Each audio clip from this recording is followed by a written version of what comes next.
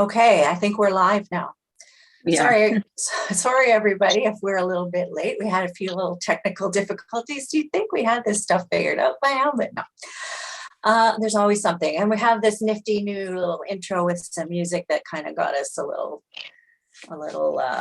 mixed up as well, or I should say got me mixed up. Anyway, we're alive now. Welcome back to our second broadcast of the Chippy Chicks. We're going to talk lots of hockey stuff tonight. There's been so much going on in the world of hockey since our last broadcast. We have no shortage of things to talk about, that's for sure. So let's get right to it. We don't always want to talk about dark and depressing things, but we feel that it's important enough that we should have some discussion about Kyle Beach and what's happened with him since he came forward as John Doe in the sexual assault case. There's been some fallout from that in terms of coaches and managers that have lost their jobs. And we thought we should talk about what other fallout that there might be from this, whether the NHL can really change anything with Gary Bettman still in charge. Will other teams be impacted? And what can fans do to make our feelings known about this? So who wants to start on this? How about you, Mel? Okay. I was just laughing because we did start before and I talked away. I spewed out hate for Gary Bettman, but I'm ready to do it again.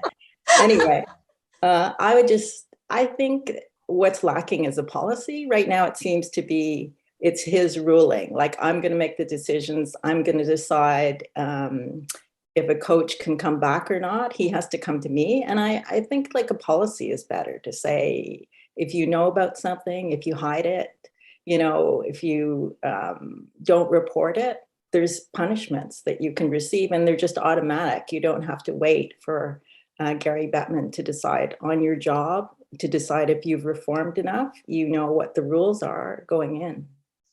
I think that to actually have a policy would be a better thing for the NHL. Right.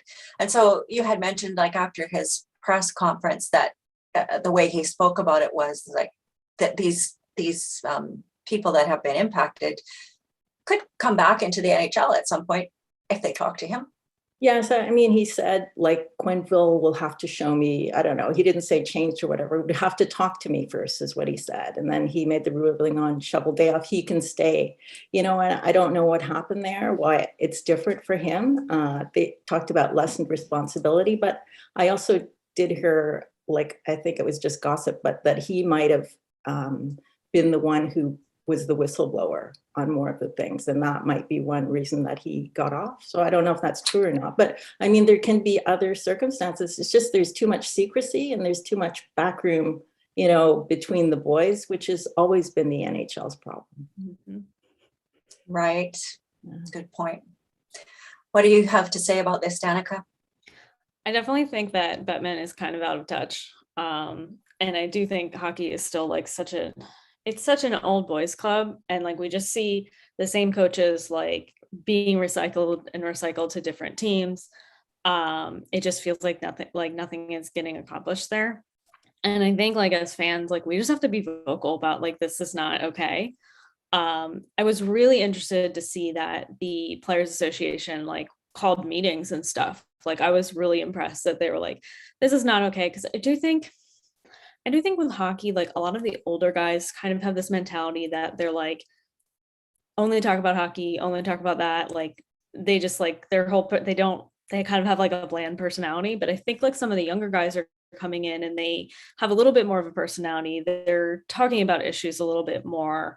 So I definitely think the fact that they did that, and like I think it was Boston that like watched the videos together, like the whole team. They thought that was really important to talk about because they don't want something like this to happen again. But there's still issues that are happening that's like not really getting addressed or resolved. I don't know if it's really up to fans that we are responsible for it, but I think making our distaste in what's happening known is like really important, especially just like even talking about it on social media. Yeah, good point. How about you, Fortune? Well, in terms of, touching on the point of like, what can fans do? I mentioned before that my husband is a huge, like, diehard Blackhawks fan. And I never saw the day that he would take his jerseys and like pack them away and say, you know what, I don't want to support this right now. And the thing is too, he, when I told him that we were going to talk about this Kyle Beach issue on here, he's like, I'm glad somebody's talking about it because nobody's talking about it. Nobody wants to talk about it. So I'm glad that you guys are doing it. But like Danica said, the NHLPA, they went to the head of the PA firm and said, how did you let this happen? And I like the fact that they are standing up, because the onus is going to be on them. They're not just going to talk about, getting pucks in the net and like dumping in the zone. They're going to talk about the issues. Like they are a PA. They have to protect each other if the owners aren't going to protect them. That's what they're there for. Yeah, I think that was a disappointing thing for me, was that apparently the NHLPA knew about what was happening and did nothing to help Kyle Beach. That's the whole purpose of having a players association, is like to help players. So that kind of, I don't know what's going to come out about that. What do you think, Stacey? So one of the things that I was thinking about was like, in terms of previous moments, like Fortune was saying, like no one's really talking about it. And one of the things that I think about a lot is not just the role of the fans, but the role of the media, right? Like you have Rick Westhead, who broke this story, who is still following it, who is still sort of, finding, like, sort of trying to sort of find more justice for this, for both Kyle Beach and other people who were similarly situated, for lack of a better term of it. But also, like, in the wake of all of this, you also have other members of the media who are standing up and saying, no, actually, like, we want to talk about this. Like, continued coverage comes from a lot of places, not just fans, but like the media members as well, like the beat reporters. Like one of the things I remember from that night was Vince Mercogliano, who is one of the Rangers beat reporters, literally went and asked the questions like of the Rangers players immediately after, like, of what happened, like, how do you handle this? What do you do? Like, and the fact that they're asking these questions now, reporters like Vince, reporters like Rick Westhead, people who stood up for Rick Westhead when his question was not allowed to be asked in the Bettman presser. Like, that is something that 10 years ago, 5 years ago, would not have happened. That's true too. I think like in terms of making changes, one of the Robin Lehner, who we mentioned again last time as well as being one of the ones that's very outspoken about mental health, has said that a lot of it is on the players to make changes as well. Like when and I know how hard it is as a bystander when you see something that's not right, how hard it can be to step forward and speak out, but they need to do that too, even when it's just little things like the kind of language that's used in the dressing room or whatever. But for them to speak out and make sure that other players feel safe coming forward if something happens, that's going to be a big thing as well. Anybody have any thoughts on Donald Fair here? Well, I guess they're doing an investigation, right, about him? Yes. Yeah, I guess I- one thing that is alarming, though, is how many times the NHL does these investigations, like Akim Aliu, and then you don't hear anything after. Is it up to like reporters to reveal these things? I think and Kelly. was another thing that was mentioned a lot was how closed off the NHL can be. They don't bring any of these things forward when they happen. Any other comments about that? I would just like to say one more thing, because Stacey raised Rick Westhead, and I think like he's like a real reporter. Like I think he's been to Afghanistan and done hard news, and I think he's setting a new standard for sports journalism. And I was happy to see that like there was a sexual assault accusation against one of the Canucks players last year, and so at the latest GM media appearance, someone followed up on that. So hopefully it's an inspiration for other reporters to not let things be forgotten, to keep bringing them up. Yeah, let's hope that's true. Yeah. Yeah. Yeah, that was another disappointing thing too. It's when he wasn't allowed to ask a question in that presser. That's disturbing. The fact that like a whole bunch of other reporters had to be like, actually, he's here and Yeah. you should call on him. Right. They literally had to like, stand up and literally point, say, literally like, bring the fact that they were not asking Rick Westhead, allowing Rick Westhead to ask his questions like to the light in that way. Like, Yeah, and I was really impressed with the Sports Writers Association. I'm not exactly sure what it's actually called, but Frank Saravalli is the head of it, and he's not even like a part of it. And he like put out a statement to be like, this wasn't okay. Like we all stand behind him as reporters. Like, so that was really, really nice to see that like the reporters are trying to back each other, because really they want to get to the truth and put out the news that people need to hear. So that was interesting to see. For sure. It would have been, sorry.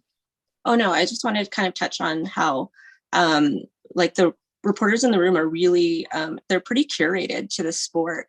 In the summer with the Olympics and Naomi Osaka, like nobody was asking her, they weren't asking the real questions about what was happening. They were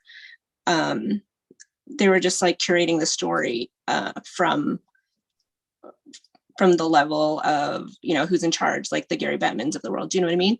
Right. So it is good that they are standing up. And if hockey's got to be the forum for it, and if it's got to be now, and that's something I can totally get behind.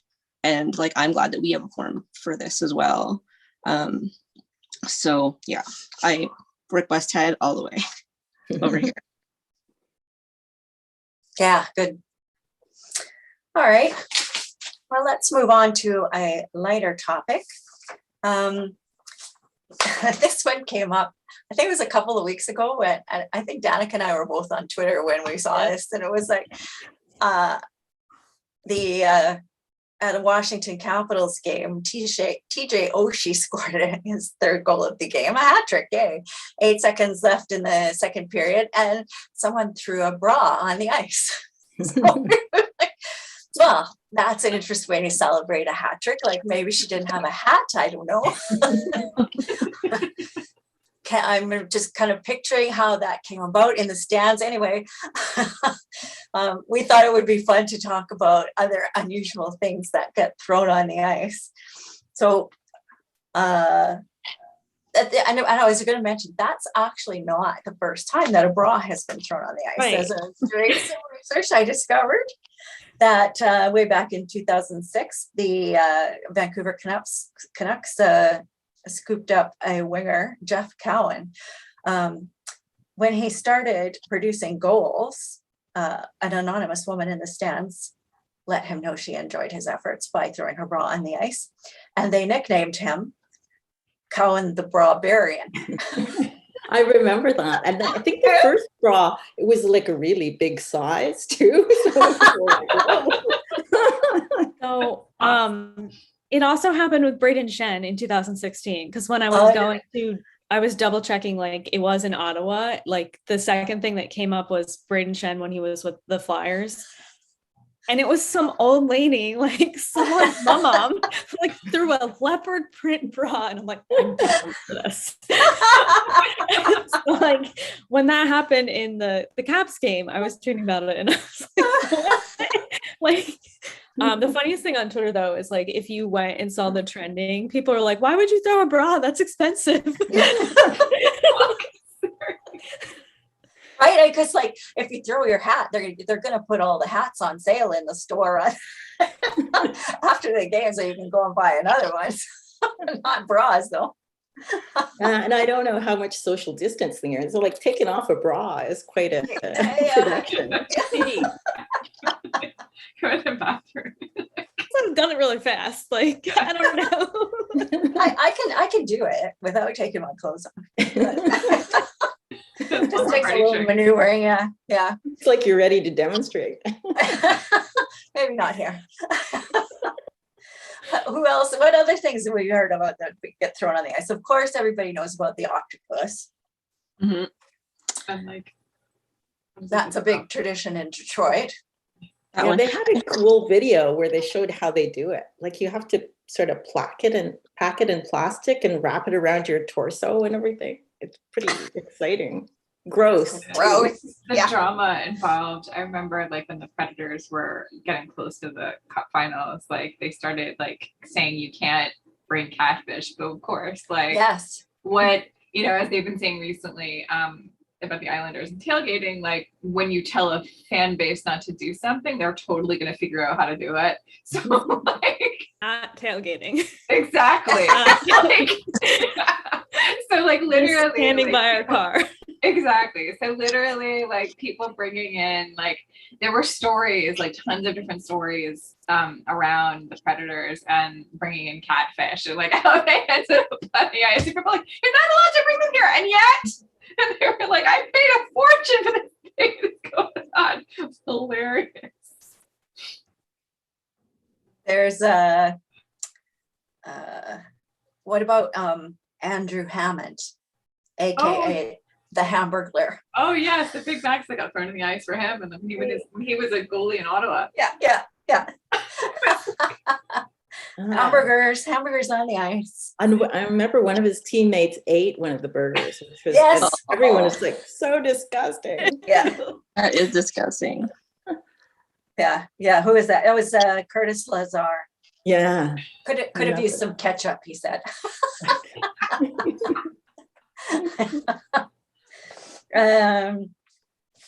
I also found a story about a rat. Oh yeah. Oh, not a rat. I guess they're having a rat infestation in Florida during their Yes. run. Yeah. And people are throwing rats on the ice, which gross. Yes. Yeah. And in Alaska they throw frozen fish. They don't have an NHL team, but they do throw frozen fish on the ice, which I thought was hilarious, and also kind of a waste because I like to eat fish. And, yeah, but my favorite, it's not like the weirdest thing, but the teddy bear toss is always my favorite when they do the very first. So nice. Yeah, that's always a cool thing. I love seeing all the teddy bears on the ice.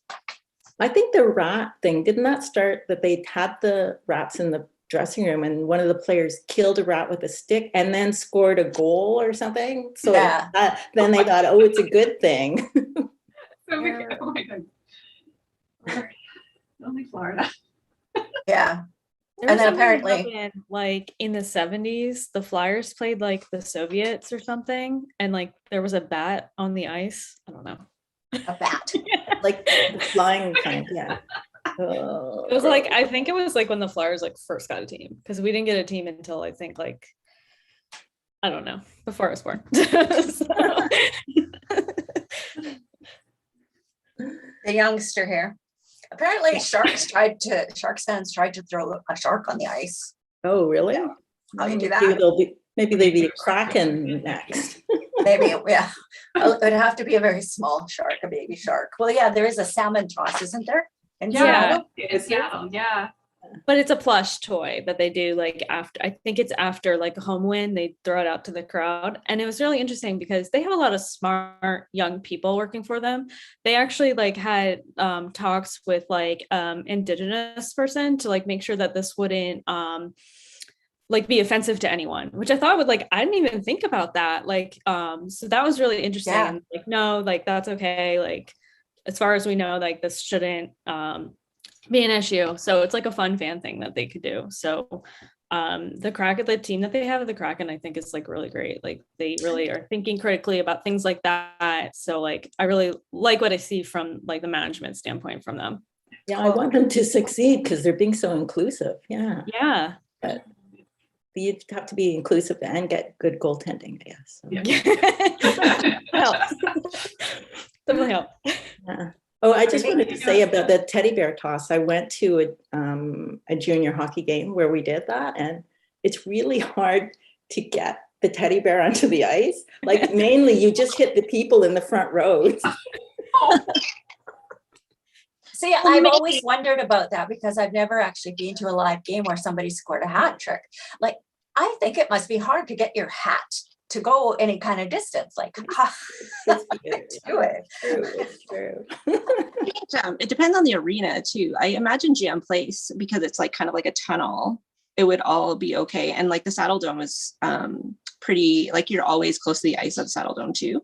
But I've never been to like a regular shaped hockey arena, I don't think. The junior games, it's the smaller crowd, but the people in the front row just throw it onto the ice for you.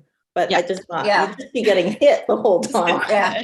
Yeah, I know that would be Funny. but, like, Release the salmon. speaking of inclusive, I just wanted to like make a quick comment about like how awesome it was to see the Diwali jerseys like the Canucks had. Yeah. Oh. And I'm hoping that's a trend for like non-Christian holidays, because I am personally, I mean, I think that's amazing. I think it's a wonderful step. And I'm going to put out my wish now that I would love to see some team on like a jersey, because that would be the coolest thing ever. That would be super cool. I think, if you have enough of the minority or whatever in your fan base, then the team will do it. You know what I mean? I think that's why they did it in Vancouver. So Sure. Yeah. because there's lots of South Asian Canucks fans. So Totally. you got to organize, Stacey. You just have to be really loud about it. Yeah, that's true. Well, you have put it out there now. Yes, Yeah. I have now. Yeah. Brandy says you got to throw your hat like a frisbee. So next time you go and if there's a hat trick where you are. Oh, like a frisbee. Oh, okay. Yeah, have to practice. Yeah. Thanks, Brandy. Okay. I'll keep that in mind. Maybe someday I'll see a live hat trick. That would be fun. So one of the other things we wanted to talk about was expansion. So this year we just talked a little bit about this new Seattle team and how they're doing, and what are we thinking about other possible expansion teams, and what other settings have we read hockey romance that have set their books in locations that maybe don't currently have an NHL team, or they didn't used to have an NHL team. I think there's still talks ongoing about, I just saw something yesterday. I thought, now I can't remember what cities it was. Quebec City still, I think, is being talked about. Yeah. Houston, I think. Oh yeah, that might have been one of them. Mm-hmm. Houston, 2 teams in Texas. Yeah. I don't know. I don't know. I mean, I have heard Kansas City before, but I haven't heard that lately. So I don't know if that's over now. But I thought I'd heard about Hamilton. Oh, Hamilton would be good. Even like maybe one on the East Coast, like Halifax, something like that. Yeah. Would probably work on the East Coast. They do have like the Mooseheads have a huge following for junior hockey. Yeah. And there's there's so many players that come out of there. Yes, for sure. Yeah. And to have nothing in Canada, kind of like east of Montreal, is a little bit of a travesty anyway, I think. I think it could still be Quebec City, but what's going to happen to Arizona? Is Arizona going to move? I don't know what's happening in Arizona. Because they've really Didn't stripped they it down. They went bankrupt, didn't they? What's Did that? they go bankrupt? I think they did. I know Well, they they don't have an I arena. think that was I think the league stepped in a couple of years ago to fix that. The current problem is the lease problem is that like They they don't have don't have their lease runs out soon, and Phoenix and the Glendale area does not want them. So like in their current arena, so they have to now figure out where to go. They have no place to play. I think they've only got a couple of players on long-term contracts, so they're like ready to go somewhere. And like, was it yesterday? Yeah, it was yesterday. It was either yesterday or the day before. Like there were like whether it's because of the Quebec elections or whatever the reason, but like apparently like Bettman is going to go meet with Quebec City, the premier of Quebec City. Yeah. Sorry, Frank. The premier of Quebec. Yes. To like talk about that. And the thing is that that arena is beautiful. Like it's been sitting for what, like 7 years now, like as QMJHL team center and like concerts, and like that's it. Like and they've done like exhibitions there, right? I think like Canadians played there as part of an exhibition at one point. Like Yes, I think that's right. Yeah. Yeah, I would like to see a team there or on the east coast of Canada as well. So what about hockey romances? Like I've had sometimes a hard time choosing where I'm going to set my romance. And of course, you know, you have the issue of dealing with a fictional team versus a real team. I myself made up teams in Santa Monica, California and Long Beach, California. I don't think they're on the radar for expansion at all. but it seems sort of reasonable that a market that size could have two teams that are sort of that close. So I made that up. And where else did I invented a team. Oh, I can't even remember now. So many books, Kelly. Yes, so many books. I can't even remember them all. Anyway, there's lots of books that were set in Vegas before Vegas got a team. I have, I hope I'm not calling out Zoe York here, but she's from Hamilton and she's setting her next hockey series in Hamilton. She says here online, yeah. Awesome. And you know what, like the Halifax, Kelowna, like where all those farm teams are, even Stockton, like where the Calgary farm team is in California. I had somebody comment that they were from Stockton and they had no idea that there was even hockey there. But I feel like that's where a lot of, players that end up going to the NHL, that's where they find the people, or that's where they find their girlfriends, wives. In Calgary, it wasn't, I can't remember who it was. There was, who's that actor, the one, Vince, no, not Vince. Who am I thinking of? The one from Swingers? He met his wife in Calgary at a hockey game. He was a Chicago. Yeah. Yep. Vince Vaughn. Yeah, he met his wife there. Same with Quinnipiac, like he met Eliza or his wife in Calgary as well. Maybe Calgary. You should set more romances in Calgary. There's a couple. So it's actually interesting. I had readers ask me why there aren't more in Philly. It's like me and Julian Quinn. Like and I was like, I wrote in Philly because I'm from Philly. So I like wrote what I knew. The reason why my team is the Bulldogs is because it was a placeholder. And I was like trying to get a feel for something that was like Broad Street Bullies. And I was like, I'll just leave it as that. And that's what I kept it as. But there's like not, for a state that has two teams, there's like not even that many that are set in Pittsburgh either. Like Melanie Heck Gecko, her series is in Pittsburgh. Stephanie Julian, her series are, I think they're in like the Reading area. They're in Pennsylvania, but they're not Philly specific. But there's other ones like Kat Mizira has her Alaska Blizzards, which Alaska doesn't have a team, but I think that makes sense to have like a team in Alaska makes sense. And then There's two that are in San Francisco. Stephanie K's Striker series, and Kate Willoughby has her Dragon series. Samantha Lind also has the Indianapolis Eagles, which I didn't even think, like Indiana, like I didn't even think hockey for them. So I thought that was interesting. I haven't read that series yet, but it's been on my radar for a while. So when I was looking at my list, I was like, oh, that's like interesting. There's also like a bunch that I think hockey fans are like, oh, that's a hockey market. But I think some hockey romance readers like wouldn't think about them as being like a hockey city. Like there's a couple Nashville series. There's a couple like Florida.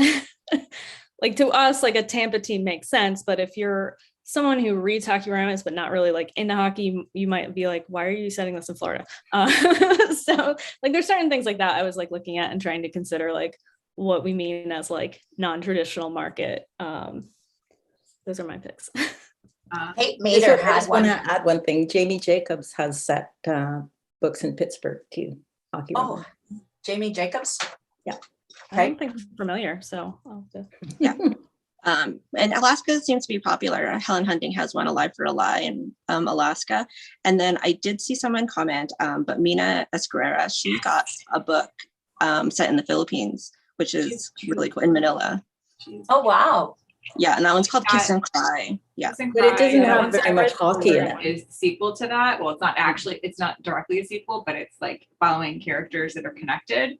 It's part of her 632 Central series. And so in Kiss and Cry, the female main character is a figure skater and the male main character is a hockey player. So you get to see like how that works there. And then so forward, the male main character is a figure skater and the female main character is a retired women's hockey player. So you get to see like the team and how the women's hockey works. And like, it's a really interesting sort of through plot line about women's sports in the Philippines. It's kind of fascinating. So like it's a really great series, but like, I love the way these two books work together. And I think she did another one, a short about a goalie in a bakery. I do not remember the name of it. And I do not remember how widely available it is. I think she did it for a newspaper, actually, I think is the story behind that. So That's cool. Very cool. Like I love those books so much. And I love like the idea, like my sort of personal dream is this idea of like having an IIHF inspired like series with like writers from all over writing, like Mina did, like writing hockey in IIHF countries with teams that you would not, that like don't normally get play, for lack of a better word. Like we're talking about like, you know, Danica, you were talking about how like for us, like the team in Florida makes sense because we're hockey fans, but like the readers might so much. Same thing with like an IIHF style series where like countries that non-hockey fans wouldn't expect to have hockey teams, but we do because we're hockey fans, get page space. So Yeah. There are a couple more that are set in Vegas are Katie Kennyhertz. She has a lot of books that are set in Vegas, and Jennifer Lazarus as well. And I want to mention Victoria Deneau, because I think her books are set in San Francisco, and some of them might be set in Seattle. It seems to me the one that I read was set in Seattle. So, but I will confirm that. Seattle, that's another. So, I mean, they just got an expansion team, but I think a lot of authors set books in Seattle before that because they didn't have a team. Yeah, I think they wanted a fictional team, but a plausible one. So that's why Seattle and Vegas had so many books before the teams actually arrived, because people makes sense. So like Jamie Davenport, I think Samantha Whiskey has books set in Seattle as well, hockey books. I think she does. I think Grinder is Seattle for some reason. I think it like the proximity to Vancouver makes sense for it too. Yeah. Yeah, as somebody who wrote a book set in Seattle and the hockey player did play in Vancouver. Yeah, no, it makes sense. One that you don't see very often is New Orleans. Kate Meter had a book. The player started off playing in New Orleans, but he ended up moving to Chicago. But To Chicago. that Forgot was about that. that was kind of cool.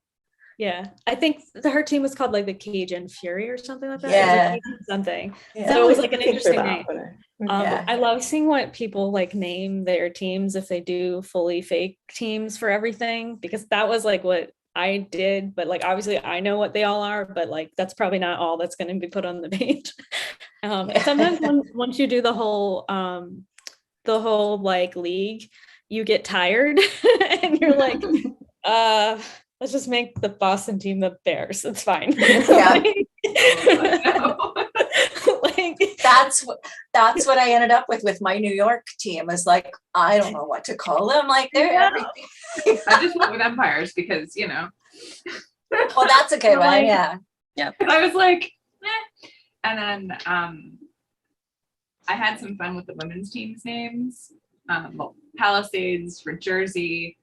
I forget the Long Island men's team I went with, but like for the women's, I was like the Pixies for New Jersey and the Mermaids for Long Island. It was great. And the Legends for the women's team. I'm adding a women's team into my series, and it is the dumbest. It's a pretty obvious name for it being set in Philly. I'll just give you that. Like, I was like, all right, it's got to be like Philadelphia, like. Legends came from, of course, my usual sort of backstop, the Legend of Sleepy Hollow, because so like in my like theoretical like mental like happy place, the Legends play at the Rangers practice facility, not very far from where I live. Right. If you go out of the NHL, there's different settings. I know Samantha Wayland has her series, I think it's AHL, and they're the Moncton Ice Cats. So Moncton's a little bit of a different Eastern thing. And then if you go to college, there's lots of college books set in New England states, like Al Kennedy and Serena Bowen. And I wrote in Serena's Moo You series, and that was all set in Burlington, Vermont. So like you can go to pretty small towns or cities if you get down to the college level. Yeah, for sure. Yeah. Yeah, I definitely want to read like more minor league too, because I just think that's interesting. Like, especially like when you get down to like being on two-way contracts and how like stressful that is, and like going up and down. Like, so I think that's an interesting thing to explore in books. I don't know if we get it like too much, but I'd love to read some more like AHL or stuff like that. Read my books then. I have a whole series in the AHL. I don't think I've read them yet, so that's why. I think Brenda Rothert, one of her series is AHL as well. And Jennifer Lazarus wrote in the AHL too. She's wrote a Toronto AHL team. So, because we talked about crossover, we thought, oh, our teams could play each other. I had that conversation with someone else before too.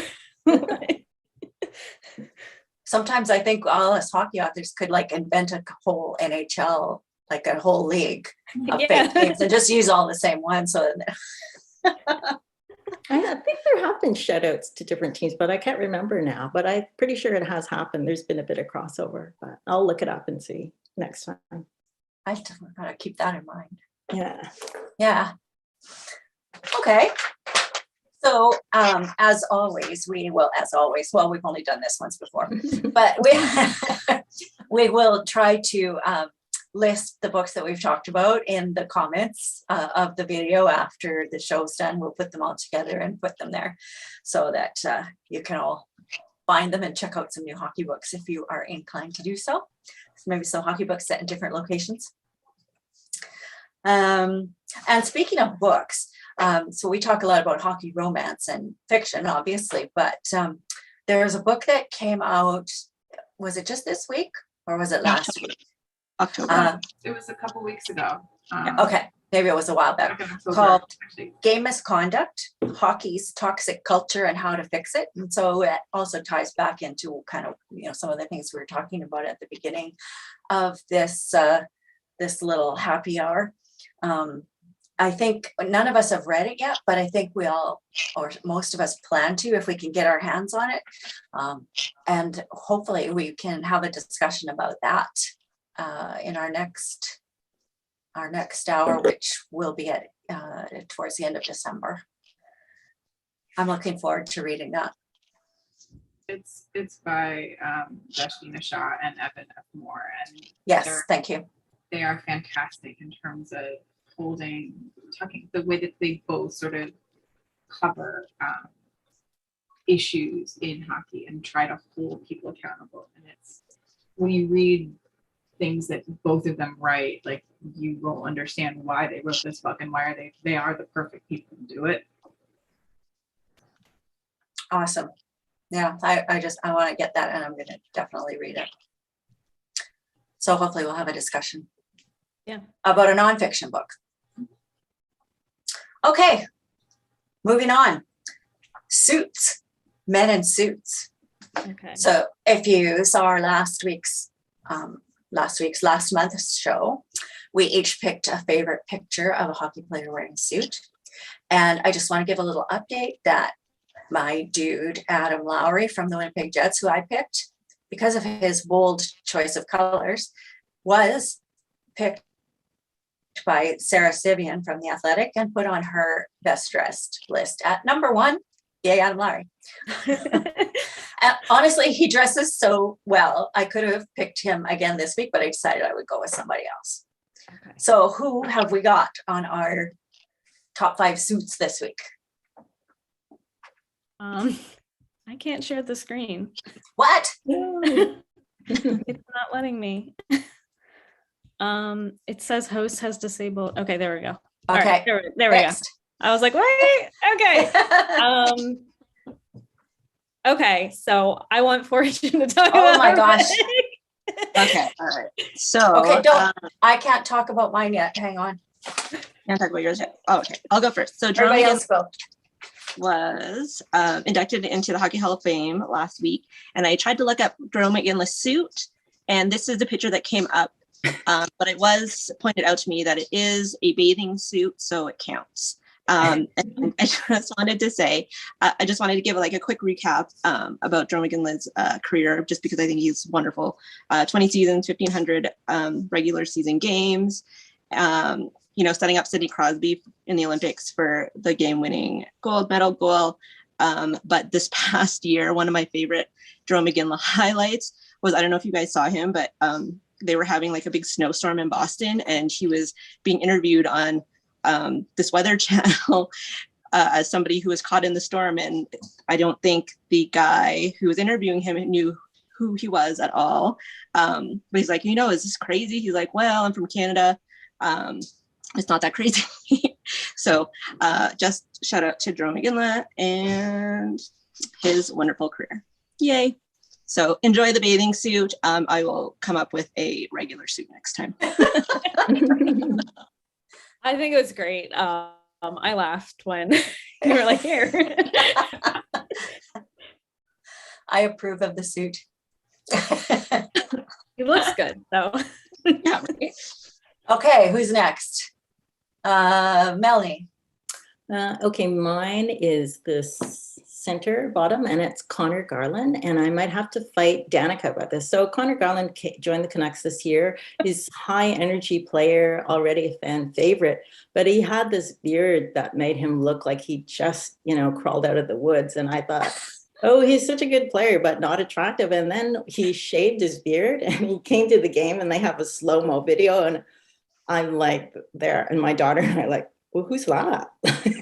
Video. And so I just thought he looked a lot better without that beard. And I don't know, it's not a suit. I think it's a turtleneck look, but it looks pretty good. Very attractive. But Danica likes beards, so that's why we're going to fight. So I picked Purvey, Ivan Provorov from the Flyers, because of course this is a nice color for him. He like during the playoffs will have like a bigger beard, and like someone was like, he looks like he could like build me a house with his bare hands, and I'm like, yes, that's why I find him attractive. But I follow his dog on Instagram, and I love his dog so much. Like he's just like this really cute golden retriever. So yeah, he's one of my favorite Flyers. And I was like, I picked this one instead of they posted this, and they posted one of Oscar Lindblom, and he looked like a mobster. So I was like, I'm not posting that one. He looked so weird, but I like this one. So Awesome. Stacy? So I went with Keandre Miller because you cannot go wrong with Keandre Miller. And this past week, Keandre actually found himself on Sarah Sivian's list for the first time, which is kind of amazing. He is a defenseman. He's doing amazing things, including scoring a goal tonight in the Rangers' win over Buffalo. It was interesting because I sent in this picture, and then tonight was Hockey Fights Cancer night, and Ryan Reeves shows up in this amazingly beautiful purple suit. And I was like, oh! But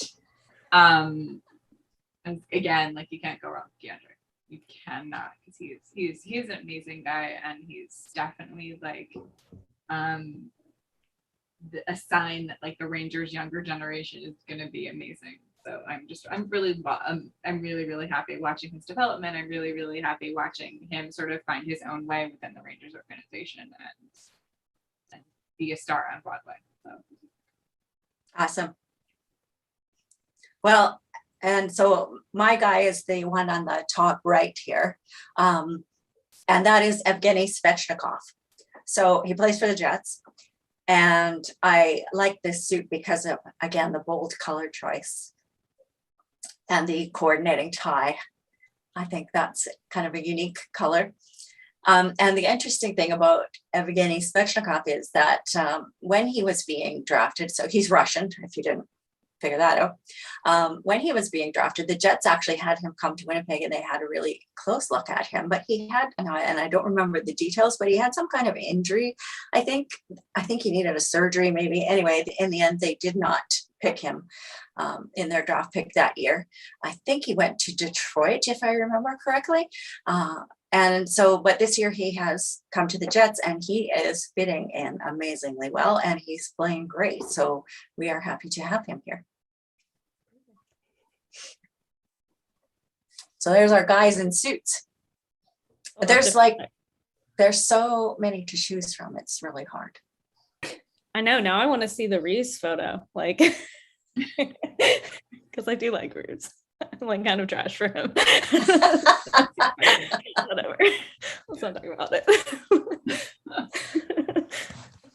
Okay, so we're just about ready to wrap up here, but we thought we would also at this point give ourselves a little shout out with our own books. Fortune, you've got a paperback book you can show us. I do. My paperback game, Stuck With You. So again, set in Seattle with a hockey hero who played in Vancouver, and she's also from Vancouver. He was her childhood crush, and now they're roommates due to some brother meddling. So that book comes out on April 5th. But if you go to my website, you can pre-order the digital copies or order paperbacks, which I am shipping as long as I get rates and reviews from those. So yeah, my first book. Excited. That's beautiful. Stacy? My most recent book, Love and Latkes. Here we go. Anyway, in front of you. I love the background. It's purple. It's pretty. Came out on October 12th from Tulip Publishing. It is the third and for now final book in my Friendships and Festivals series. Because of that book, I have been all over the place. And tomorrow I will be going live in the most recent episode of my Let's Talk About Love and Latkes series with the amazing Denise Williams. We're going to be talking about balance and hot and sexy and sweet romance and versus issues and how we balance all of those things in one place. So it's going to be great and fun, and And also, Nice. I should very, very briefly point out, I am actually also wearing the original Black Girl Hockey Club logo shirt, as voted on by all the amazing people on Twitter. You should take this as your reminder. If you have not gone to the Black Girl Hockey Club website and taken your pledge to get uncomfortable, now is the perfect time to do it. Thank you. Danica, how about you? So I don't know if this is my proof copy. You can kind of not really see it. So this is Accidentally in Love. It's the first book in my brewery romance series. It's a Christmas romance that comes out on December 7th. It is an accidental pregnancy, kind of marriage with convenience sort of thing. But it takes place during Christmas. He's a Grinch and she loves Christmas. So it's really fun. And that's December 7th, and that's wide. So Melanie? Hey.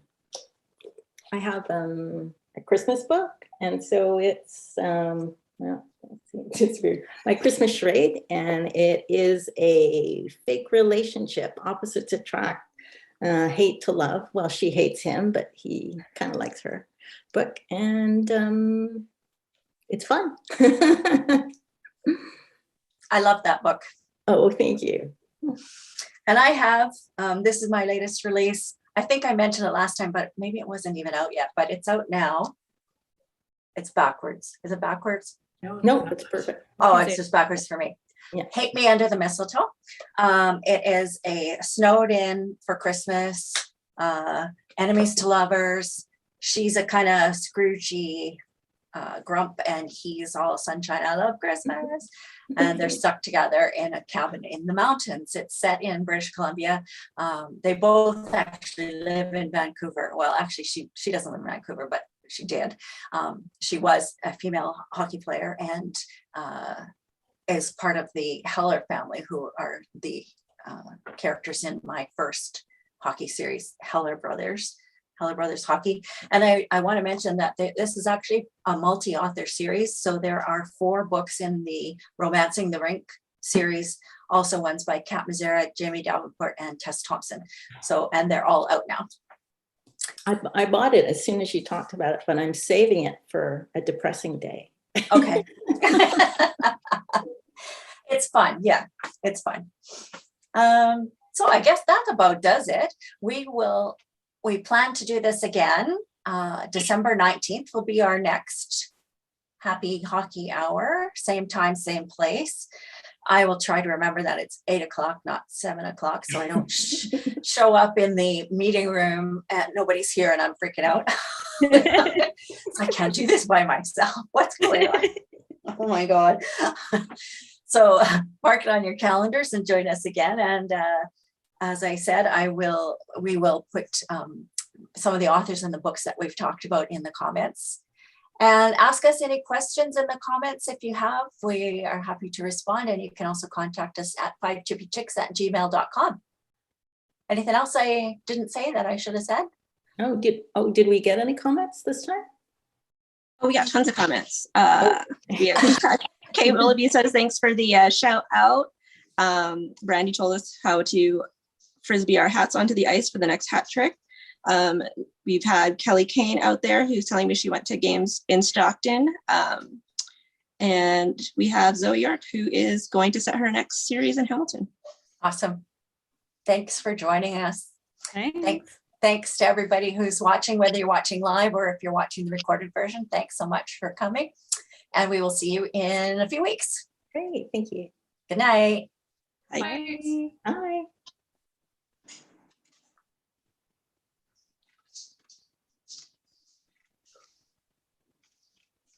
Oh, this is.